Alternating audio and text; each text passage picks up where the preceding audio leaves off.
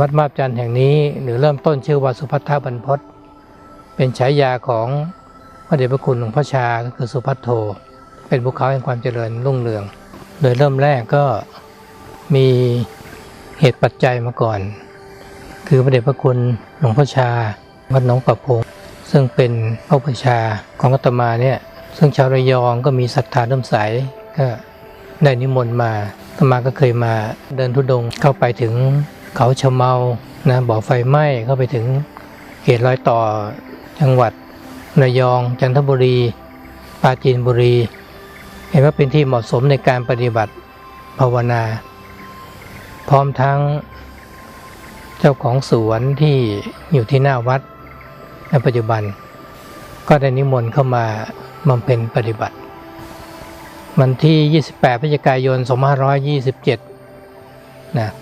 จึงได้มาพักค้างคืนเป็นคืนแรกมาปักกฎภาวนาที่นี่แล้วก็ได้เริ่มบุกเบิกการสร้างเสนาสนะที่พอได้อยู่อาศัยที่จะบำเพ็ญปฏิบัติในปี2528เนี่ยจึงเป็นพรรษาแรกที่มีคณะพระสงฆ์มาอยู่ในสถานที่นี้พระที่จำพรรษาปีแรกก็มีประมาณ8รูปสามเณร1รูปเนี่ยความเป็นอยู่หรือว่าการเดินทางหรือว่าการใช้ปัจจัย4ต่างๆ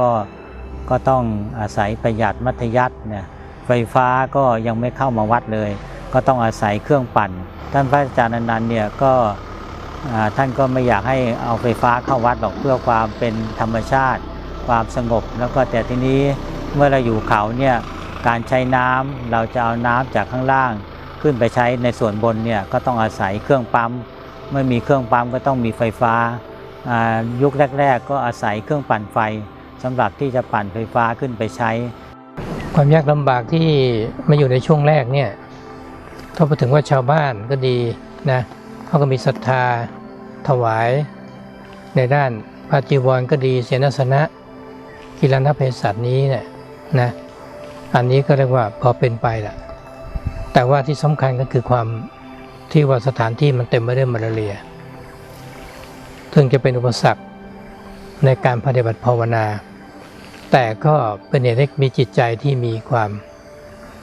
เข้มแข็งขึ้นเมื่อเรามาบำเพ็ญปฏิบัติฝึกหัดแล้วก็ต้องเสียสละชีวิตนะมุ่งหวังภาวนาตามคำสอนของพระพุทธเจ้าในสมัยก่อนนั้นก็มีศาลาหลังแรกศาลาหลังนี้ก็เป็นที่พักด้วยและเป็นที่หอฉันด้วยเป็นที่ทำวัดเช้าทำวัดเย็นแล้วก็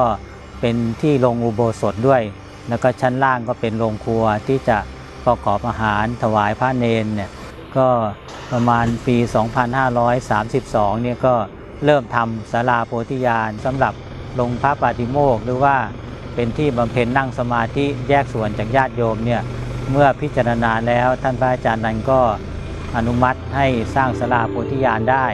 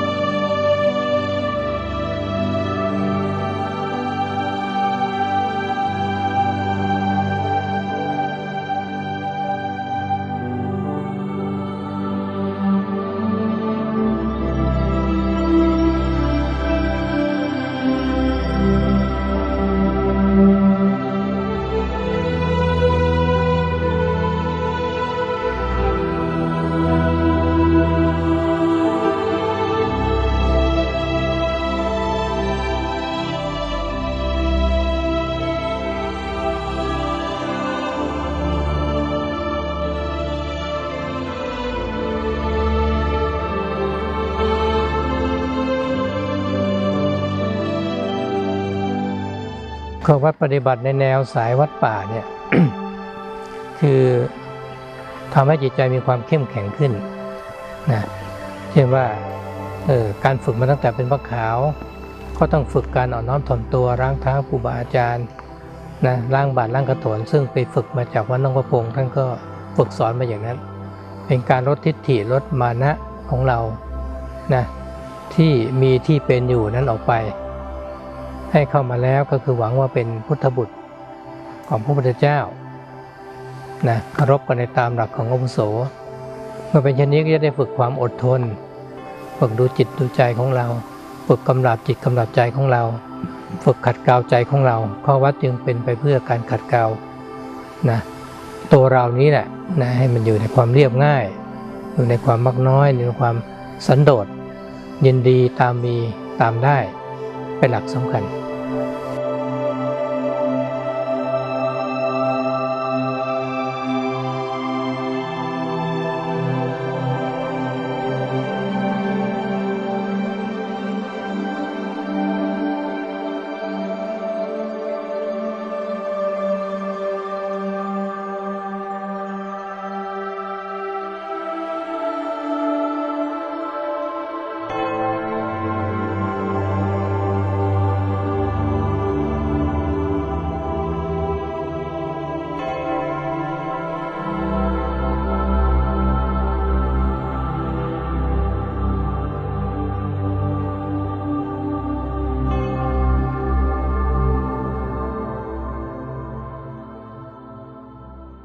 วัดมับจันนี้ทำไมถึงมีความเจริญขึ้นมาได้นะอาตมาก็มักจะบอกไปเสมอว่าก็ด้วยมีครูบาอาจารย์ที่ท่านมาประพฤติปฏิบัตินะตามพระเดชพระคุณหลวงปู่ชาท่านพระอาจารย์อนันต์ท่านก็ได้ประพฤติปฏิบัติกับหลวงปู่ชามาแล้วก็ได้ฝึกจิตฝึกใจจนท่านมีธรรมะแล้วก็มาอาศัยในสถานที่แห่งนี้แล้วก็เป็นหลักเหมือนกับต้นไม้ใหญ่ที่มีร่มเงามีหลักยืนต้นมั่นคงแล้วนะมีการปฏิบัติจิตที่มีจิตใจที่มีคุณธรรมนะแล้วก็มีพระเนนเข้ามาอยู่ประพฤติปฏิบัติกับท่านนะก็มีมากขึ้นทุกปียิ่งโดยเฉพาะในสมัยปัจจุบันนะก็มีพระเข้ามาอุปสมบทปีหนึ่งก็เป็น100 รูปนะแล้วก็รวมทั้งวัดสาขาด้วยนะแล้วก็ในที่วัดมับจันทร์ในพรรษาปัจจุบันก็มีพระจำพรรษาประมาณ60 กว่ารูปนะที่มาร่วมลงอุโบสถปฏิโมกข์ด้วยกันก็มีประมาณเป็น100 รูปกันนะก็ด้วยความที่ครูบาอาจารย์ที่ท่านประพฤติปฏิบัตินะจนมีคุณธรรมเป็นที่ยอมรับนะโดยเฉพาะครูบาอาจารย์นะท่านก็มักจะพูดถึงแล้วก็ให้การยอมรับในเรื่องคุณธรรมของท่านพระอาจารย์อนันต์ทั้งทางตรงแล้วก็ทางอ้อมไปฟังเทศเลย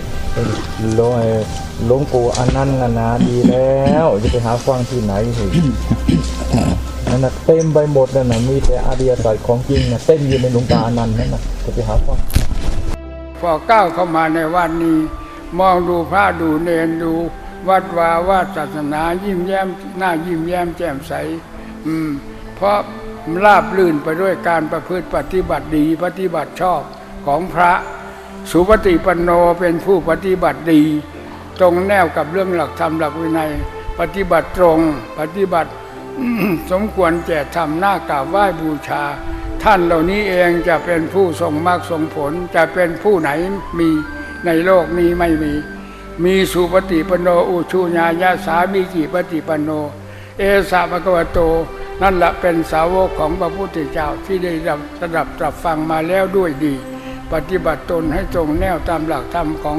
ท่านที่สอนไว้แล้วจะเป็นผู้ทรงมรรคทรงผลนิพพาน เช่นเดียวกับครั้งพุทธเจ้ายังทรงพระชนอยู่สดๆร้อนๆไม่สงสัยนี่เป็น คำสอนของพระพุทธเจ้านี่ก้าวเข้ามาในนี้มองดูวัดดูวาดูพระดูเนี่ยยิ้มแย้มแจ่มใสมีแก่ใจที่จะแนะนำสั่งสอนเพิ่มเติมสิ่งใดที่เห็นว่ายังบกพร่องส่วนที่ดีแล้วก็อนุโมทนาสาธุการกับท่านผู้ปฏิบัติดีปฏิบัติชอบเพื่อให้ดียิ่งขึ้นไปส่วนใดที่ยังบกพร่องในข้อวัดปฏิบัติศีลธรรมประจำพระประจำเนรซึ่งเป็นเจ้าของวัดวาเป็นหัวหน้าเป็นผู้นำของประชาชนทั้งหลายก็ขอให้บำรุงรักษาแก้ไขดัดแปลงสิ่งที่ไม่ดีให้ดีขึ้นโดยลำดับลำดาแล้วศาสนาจะไม่ไปเจริญที่ไหนต้นไม้สดเขียวอยู่กับต้นกับใบของมันแต่ธรรมนี่สดเขียวอยู่ที่หัวใจของผู้ปฏิบัติดีปฏิบัติชอบลงพากันทำจิตใจของเราให้น้อมเข้าสู่ธรรมแล้วจิตใจจะเบิกบานยิ้มแย้มแจ่มใสทั่วหน้ากันวันนี้ก็เป็นอะไรอันท่านตรงไหนเป็นสมภารอยู่วันนี้ฮะแล้วชื่อว่าไงล่ะพระอนันต์ครับผมวันนี้ก็เป็นท่านอนันต์เป็นเจ้าวาดเป็นลูกศิษย์อาจารย์ชาใช่ไหมครับผมเนี่ยท่านอนันต์ท่านมาปฏิบัติอยู่ที่นี่เป็นลูกศิษย์อาจารย์ชานี่ท่านเหล่านี้เป็นผู้ปฏิบัติดีปฏิบัติชอบก็จะเห็นได้ว่าที่วัดมักจันทร์ได้เจริญมาจนถึงในปัจจุบันนี้ก็เริ่มจากจิตที่มีการฝึกดีแล้วมีคุณธรรมมีธรรมะภายในจิตในใจของครูบาอาจารย์คือท่านพระอาจารย์อนันต์แล้วก็แผ่ขยายให้พระเข้ามาประพฤติปฏิบัติจนมีศรัทธาญาติโยมเข้ามาเลื่อมใสในปัจจุบันนี้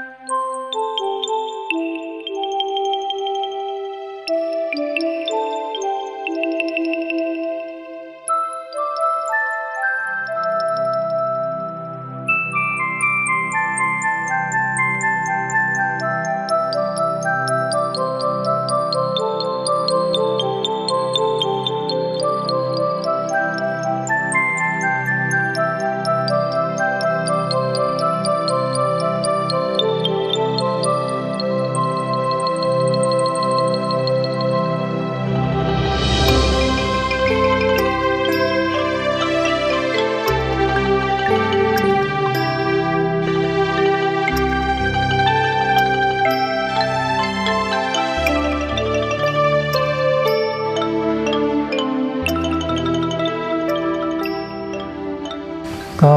ในการสร้างวัดก็อยู่ที่ศรัทธาของประชาชนทั้งหลายหลวงพ่อชายังสอนว่าให้พระเนี่ยสร้างคนแต่เรื่องการสร้างวัดต่างๆก็เป็นหน้าที่ของศรัทธาญาติโยมเพราะฉะนั้นเนี่ยจึงเป็นนโยบายที่ได้รับมาจากครูบาอาจารย์และหลวงพ่อชาที่ท่านสอนจึงได้นำหลักมาปฏิบัติคือเราก็มีหน้าที่ปฏิบัติภาวนา